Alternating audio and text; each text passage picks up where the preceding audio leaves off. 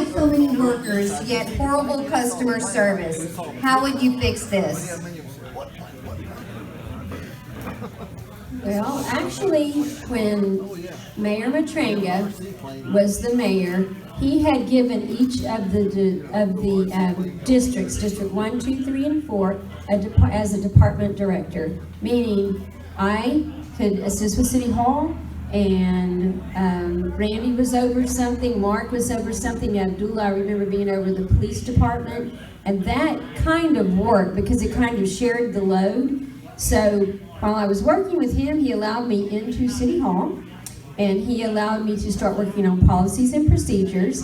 I immediately began to tell everyone we needed cross-training, and I was asking for their policies and procedure manual and their employment manual, and they could not produce one. So I've written one in the past, actually one that got my company into, at that time, BP, so I felt like I was qualified to assist them in doing that. And then times changed, we got a different mayor, and I was out. So the first thing I would do is address policies and procedures and see if everyone is working to their capacity in their departments. Maybe there's duplicate, maybe there's not. Customer service has always been exactly what I've said. In fact, I always go 3 C's. When I was with the school district, on the school board, it was like courtesy, common sense, consistency. You don't go wrong with those 3. So the first thing you're going to have to do, if me or whoever gets in there, if we want to improve City Hall, is courtesy, common sense, consistency, and make sure that your guys are being served. If you're being served when you go up and ask a question or have a water bill that's, my in-laws had a water bill that went from $74 to $1,478. They're 88 years old and they're in a wheelchair, so I'm pretty sure they didn't use that amount. Others of you have had water bills like that. So that would be my answer to that. We need to see what resources we have, what education or training they might need, and then move forward.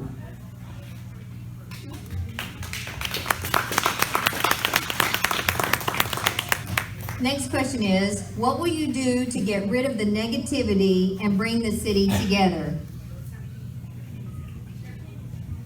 Negativity, well, it's like this. I'm a really positive person, and I think that the positivity comes from being a Christian. I think that if you are following the Lord, you want to be positive.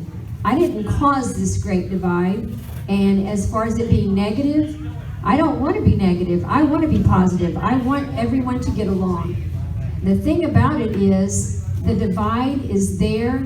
It's how do we reel it back in and work together. I think all of us want to move in the same direction. I just think that others have to realize that, hey, there's others that are intelligent enough, capable enough, and can move the city forward. It can't be the same old thing or you're going to get the same old thing. So negativity, I'm going to pray it away.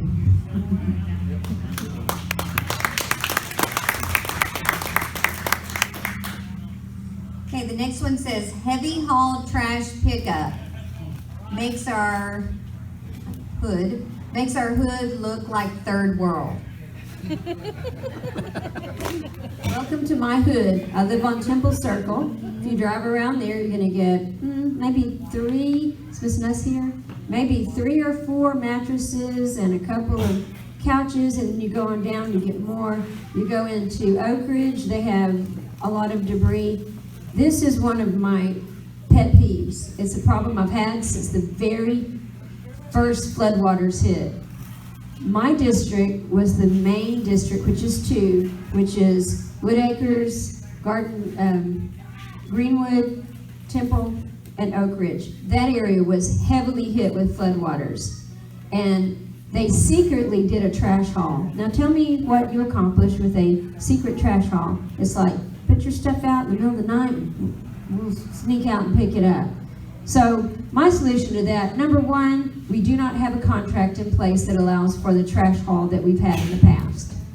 But the second thing is, a lot of the people that live on my block, I know for sure, are not able to get their sofas and all of their items out and to pay to have it hauled. So I suggested that, and I didn't reinvent this wheel, this is how they do it in Louisiana. They fence off an area with a chain link fence. They put in 3 or 4 of the giant heavy haul dumpsters. They put someone there 4 hours a day, 3 or 4 times a week. You show your license and you bring your sofas, your mattresses, your whatever, cabinets that you've ripped out. Now, they told me that you were, while we're remodeling, I said, hello, do you think anybody is remodeling? This is called repairing, trying to get back in your home. And it's still occurring. I still do not have my kitchen finished. And I'm looking for my husband because he's going to throw something at me. But I'm going to tell you the truth. He does everything himself. He's an extremely hard worker. He fell through the attic and messed up his shoulder. He fell off the top rung of the ladder, hung himself by his leg, and messed his leg up. So that's his excuse, and he's sticking to it. But really, what I say is, when we start taking out the kitchen and redoing that, we'll have more debris. It's not remodeling. No one wanted this flood so they could remodel. I mean, people that have had to move to higher ground and live outside of their, in motorhomes, but it's primarily District 2, some of District 1, and some around town. But to me, all of us, everybody in here would go help your neighbor get that sofa or whatever it is, home furnishings, to that dumpster. But no, that was Monica's idea, so 2 thumbs down. But if Monica gets mayor, it'll be 2 thumbs up. We'll have that.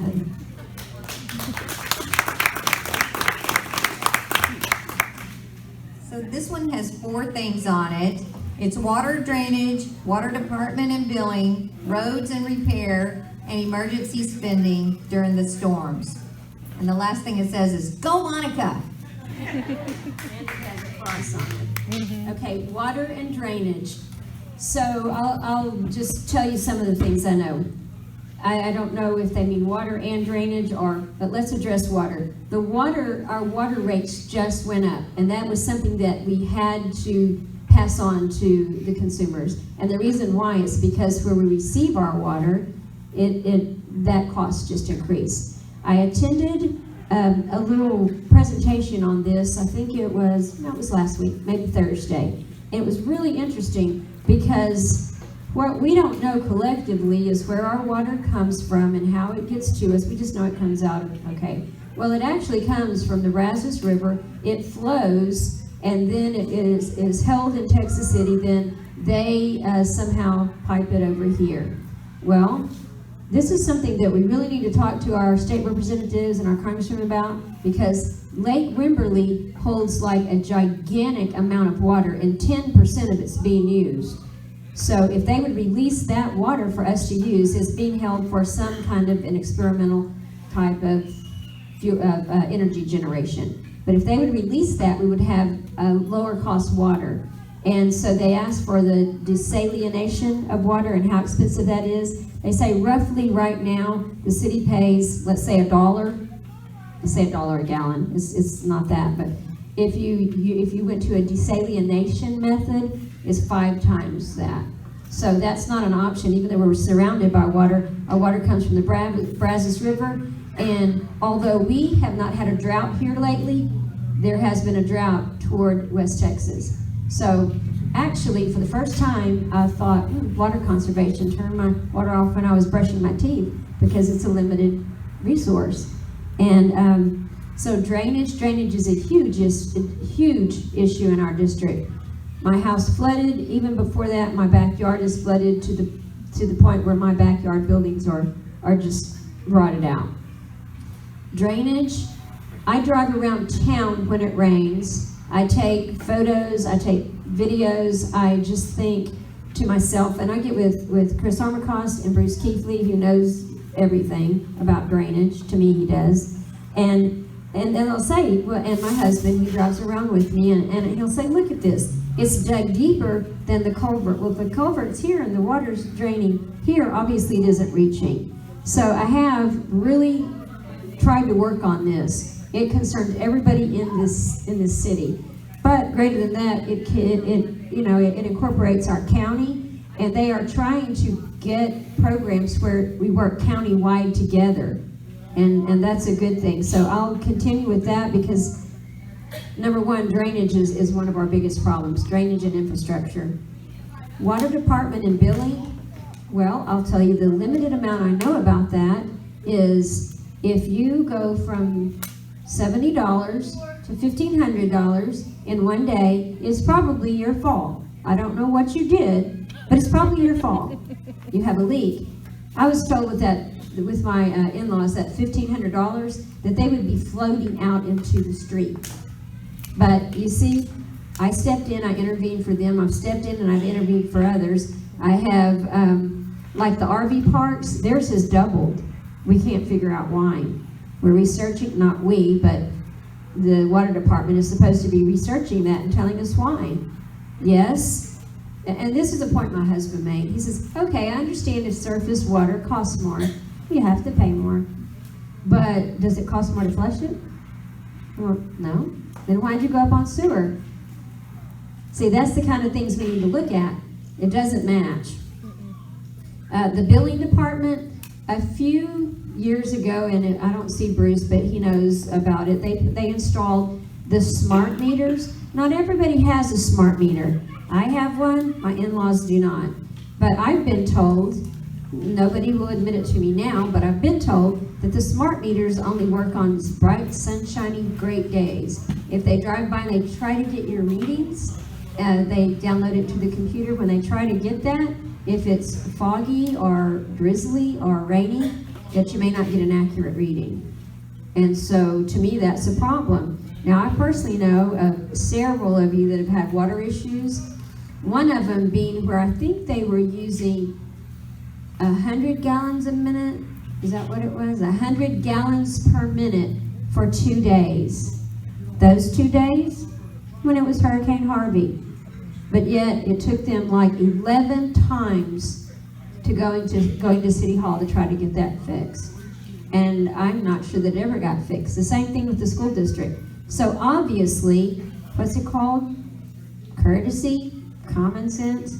Common sense tells you that I didn't go from using $74 to $1,074.